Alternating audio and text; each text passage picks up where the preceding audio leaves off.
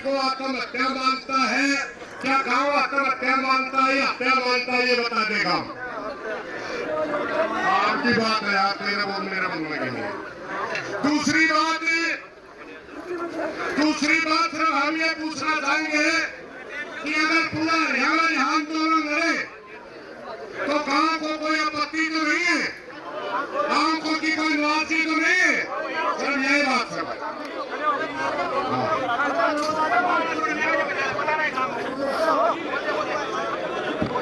कोई आपत्ति नहीं है जी, पूरे गांव के सामने यहाँ पे सभी के सामने बोल रहे हैं, पूरे गांव की तरफ से खुली चैलेंज है कि कोई आपत्ति नहीं है गांव को, और पूरा गांव साथ में है।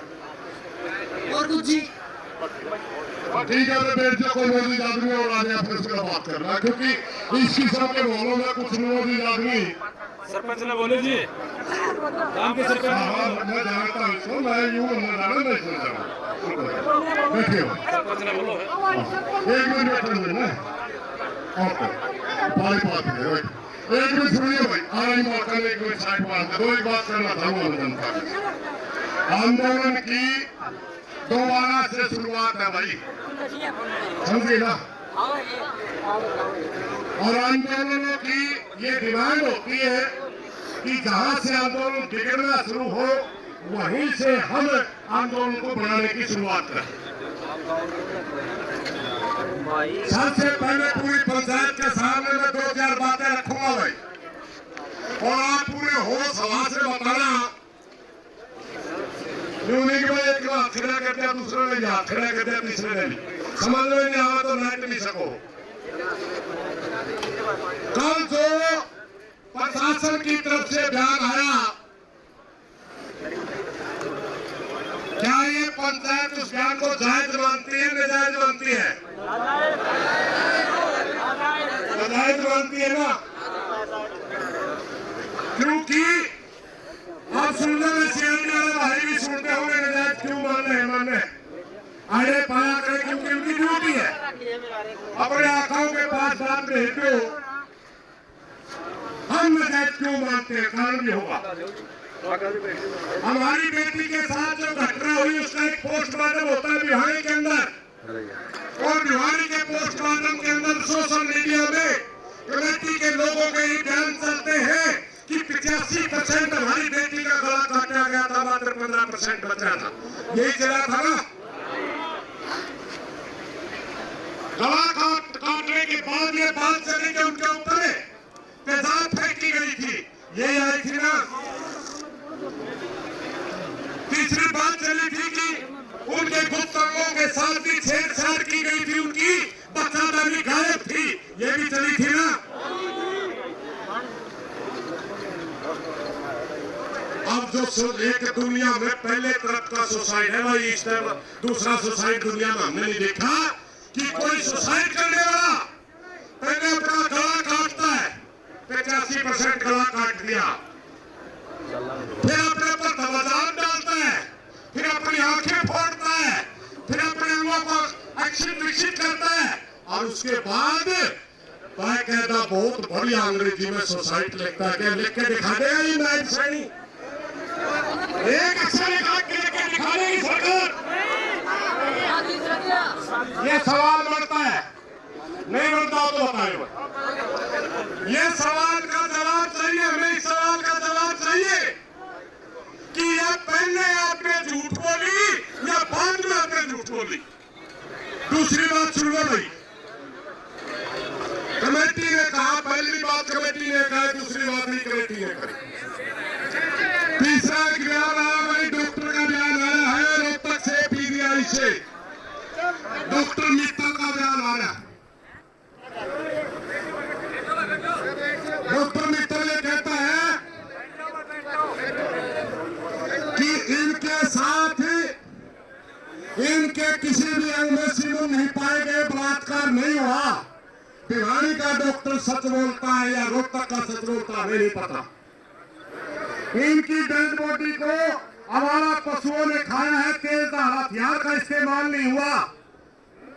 रोहतक का डॉक्टर सच बोलता है या भिवानी का डॉक्टर सच बोलता है हमें नहीं पता, मगर हमें जवाब चाहिए।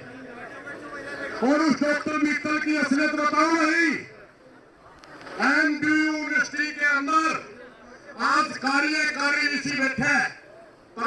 ऋषि नहीं है। 2 ऋषियों का नाम चल रहा है जो मैडोक पे फिलहाल बैठा वो, और एक डॉक्टर मित्तल। हमारी बेटी का गलत मेडिकल रिपोर्ट देके डॉक्टर मित्तल को अगर ऋषि की कुर्सी मिल जाए तो हमारी बेटी को न्याय तो नहीं मिला भाई। ये भी हमारे दिलों में सवाल है, क्या कहीं अपनी कुर्सी के लिए अपना जमीन तो नहीं बेच दिया? हम उस डॉक्टर मित्तल से सवाल करते हैं। दूसरी बात में एक बात और पूछना चाहता हूँ, बड़ी पंचायत में आप सहमत हो तो बताइए। प्रदेश का मुख्यमंत्री प्रदेश की जनता का गार्डियन होता है, उसका दर्जा प्रदेश की जनता के लिए पिता के समान होता है। हमारा यह आंदोलन 7 और 8 दिन से चल रहा है। हम जवाब मांग रहे हैं कि हमारी बेटी का कातिल कौन है, हमारी बेटी के साथ ये बर्बरता किसने की है। प्रदेश के मुख्यमंत्री का बयान नहीं आया। प्रदेश उस पार्टी का, जिस पार्टी का शासन है, उस पार्टी का प्रदेश अध्यक्ष कहता है कि मुलजिम पकड़े जा चुके हैं।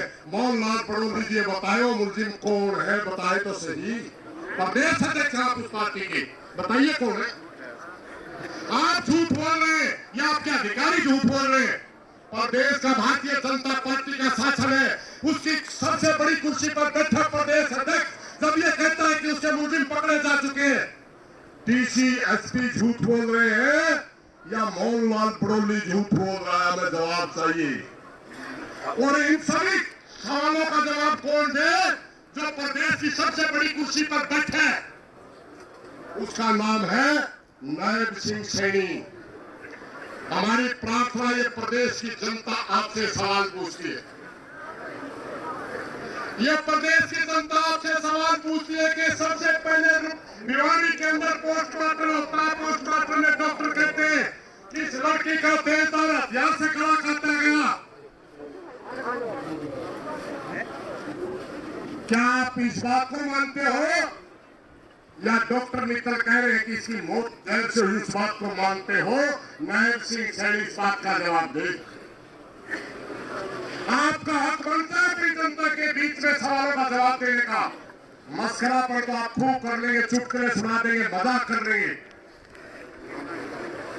मगर आज समय है अपना आपने नेतृत्व दिखाने का।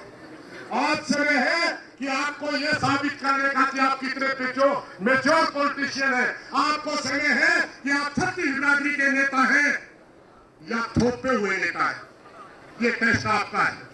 और मेरी नायब सिंह सैनी से भरी पंचायत में माइक से प्रार्थना भी है, गला पिछलंगू ना बना भाई, सच्चाई बोलते तो सारी बात का मेरा पिछलंगू ना बने। किसी कोई भिवानी का नेता आपको अगर उंगलियों पर नचा रहा है, नाचना छोड़ दे, वरना इतिहास के अंदर आपका गद्दार मुख्यमंत्रियों में नाम आएगा।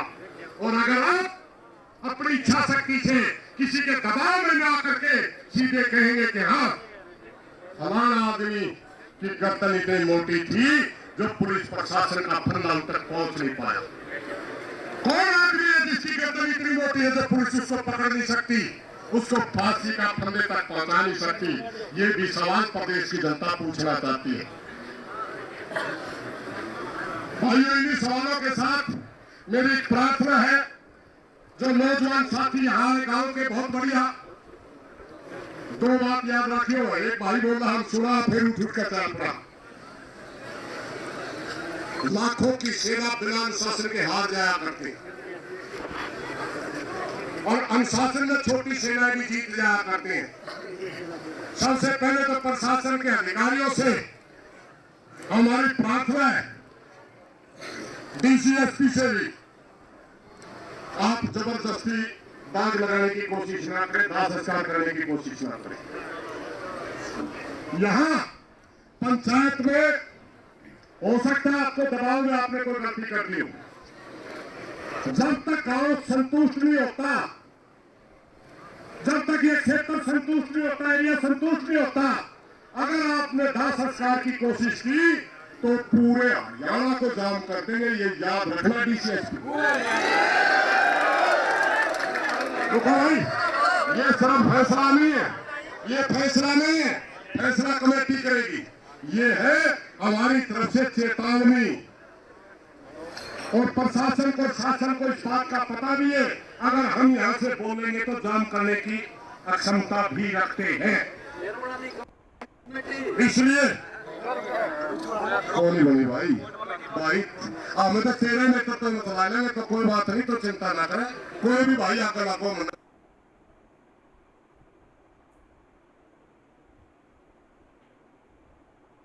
कोई दिक्कत नहीं। दूसरी बात यह है भाई, दूसरी बात यह है, सबसे पहले प्रशासन यहां के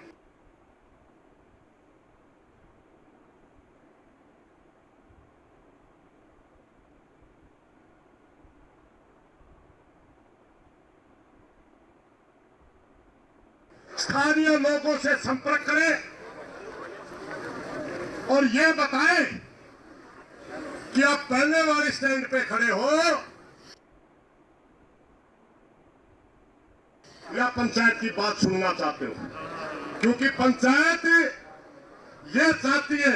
हमारे एक साथी ने सुझाव रखा था, हमने तो नहीं रखा अब तक, ना कमेटी में पास हुआ, दोबारा पास होगा तो हम अपनी डिमांड भी रखेंगे, मगर जब प्रशासन डिमांड मांगेगा तब देवांगे, वरना हम अपनी कमेटी में अनाउंस कर देंगे।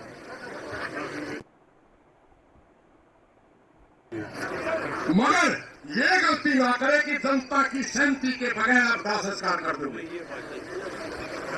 ये गलती अगर आपने की तो आप आंदोलन को बढ़ाने के दोषी होंगे। धन्यवाद साहब।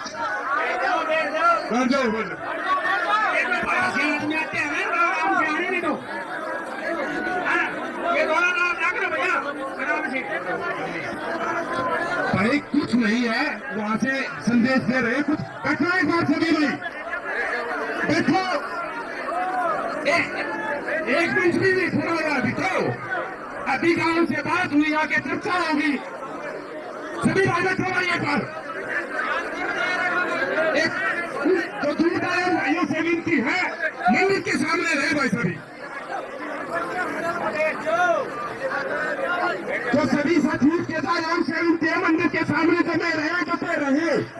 अभी कोई फैसला नहीं आया है। हमारे बीच में हमारे प्रभु पहुंचे हैं दिल्ली से। भाइयों को प्रणाम। भारतीय वैष्णव समाज